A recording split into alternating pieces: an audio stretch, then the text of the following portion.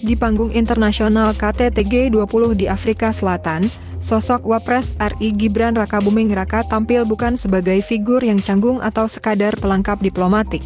Ia hadir sebagai pemimpin muda Indonesia yang matang, percaya diri dan memiliki kualitas komunikasi publik yang kuat jauh dari stigma pelangap-longo yang selalu dilontarkan sebagian pihak di dalam negeri.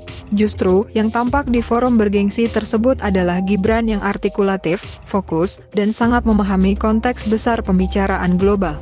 Selama 3 sesi pleno, ia berbicara dengan ritme pidato yang terukur, tidak melantur, tidak gagap, dan tidak sekadar membaca teks. Intonasinya tenang namun tegas, pilihan katanya terstruktur, dan setiap pernyataan yang ia sampaikan berdasarkan data, visi jangka panjang, serta arah kebijakan strategis yang menunjukkan pemahaman global yang matang. Para delegasi negara-negara G20 tak sekadar mendengar, mereka memberi perhatian, mengangguk, dan mencatat.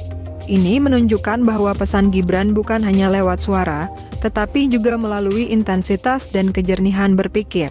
Penampilan Gibran di panggung internasional tersebut sekaligus menjadi jawaban nyata terhadap keraguan sebagian pihak di dalam negeri yang sebelumnya meremehkan kapasitasnya. Sebutan pelangap-longo yang selalu diarahkan kepadanya kini terbukti tidak berdasar. Justru sebaliknya, banyak dari mereka yang dulu vokal mengkritik akhirnya mendapati diri mereka terdiam, tak lagi bisa mempertahankan narasi lama. Mereka menyaksikan bagaimana Gibran mengolah gagasan, menguasai audiens, dan menyampaikan pemikiran strategisnya dengan kejernihan intelektual di hadapan para pemimpin dunia. Kritik yang selama ini diarahkan kepadanya seolah runtuh oleh bukti nyata. Gibran bukan hanya mampu, ia telah menunjukkan kapasitasnya secara mengesankan. Wapres Gibran dinilai sebagai representasi generasi baru kepemimpinan global, muda, visioner, namun memiliki kedalaman intelektual. Berbagai media internasional menyorot gaya komunikasinya yang lugas namun tidak konfrontatif, diplomatis namun tidak kabur, dan menyeluruh tanpa kehilangan fokus pada kepentingan nasional. Ia menyampaikan posisi Indonesia dengan rasa percaya diri yang pantas dimiliki oleh negara dengan ekonomi terbesar di Asia Tenggara. Yang menarik, karisma Gibran bukanlah karisma yang dibangun melalui pengagungan diri atau gestur dramatis. Ia membangun wibawa melalui substansi. Ia tahu kapan harus menegaskan, kapan harus merendahkan suara, kapan harus menyampaikan apresiasi diplomatik, dan kapan harus menawarkan solusi konkret yang dapat diterima negara-negara lain. Ini adalah ciri pemimpin yang sudah matang secara emosional dan intelektual. Para kepala negara yang hadir menggambarkan Gibran sebagai sosok pragmatis, tidak suka berpanjang-panjang dalam metafora, tidak terjebak jargon kosong, dan tidak terperangkap dalam bahasa simbolik yang berlebihan. Fokusnya pada keadilan teknologi, akses setara terhadap AI, energi berkelanjutan, dan peran negara berkembang dalam ekonomi global menunjukkan bahwa ia memahami arah zaman.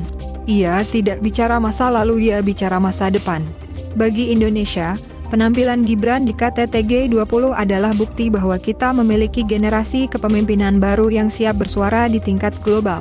Ini bukan sekadar kehadiran simbolik seorang wakil presiden muda, melainkan pembuktian bahwa kemampuan komunikasinya berdiri sejajar bahkan dihormati oleh perwakilan negara-negara besar dunia.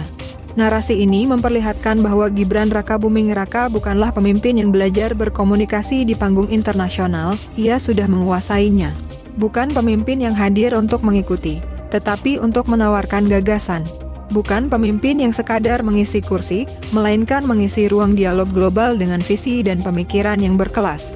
Ia tampil bukan sebagai anak muda yang kebetulan berada di panggung dunia, tetapi sebagai seorang pemimpin bangsa yang membawa aspirasi Indonesia dengan kecerdasan, integritas, dan rasa hormat. Dan di tengah berbagai sorotan internasional itu, dunia melihat bahwa Wapres Gibran bukan hanya pemimpin muda Indonesia, ia adalah pemimpin muda dunia yang diakui.